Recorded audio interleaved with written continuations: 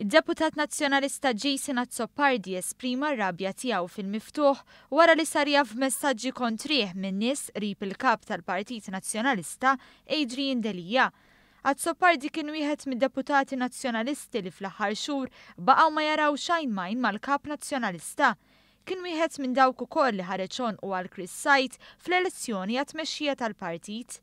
Wara li l-ħamis ħareġ jilmenta li tħalla flama dwar laqgħa li saret fil-Gażin Nazzjonalista ta' Ħaltarxin, il-ġimgħa akkuża lil Hubert Zammit, il-President tal-Kumitat tal-Gażin Nazzjonalista ta' Ħaltarxin, illi kiteb kontrih bħala deputat tal-partit fiċ-ċett tal-Kumitat Sezzjonali li hija koordinata minn Gianpierre De Bono u bil-barka u r-riħ tal-kap Adrian Delija.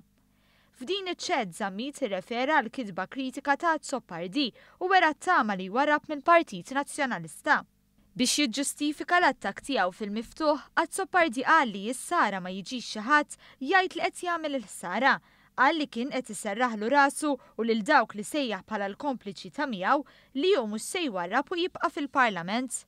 Għalli din ma kienx l-ewwel darba u li ilu jissapporti fi skit waqt li wissa li fil-jiem li ġejjin se jkun magħruf kif Hubert Zammit mexa ma' Mirjam Attart, ex-membru tal-Kumitat Sezzjonali ta' Ħaltarxin.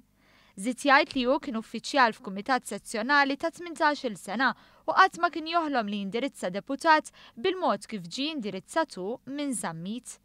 Intant, din il-konverzazzjoni waslet għal reazzjoni ta' bosta fosthom ta' Gianpierre De Bono u ta' Zammit innifsu li stqar li kien se jerfa' responsabilta u jirriżenja. Madankollu wieġbu it-tama lil President li se jkun hemm warajh ma jkollux xi ħabba twiċċu ma tfixkilu l-ostakli illi kellu jaffaċċjaw minħabba fih f'dawn l-aħħar xhur.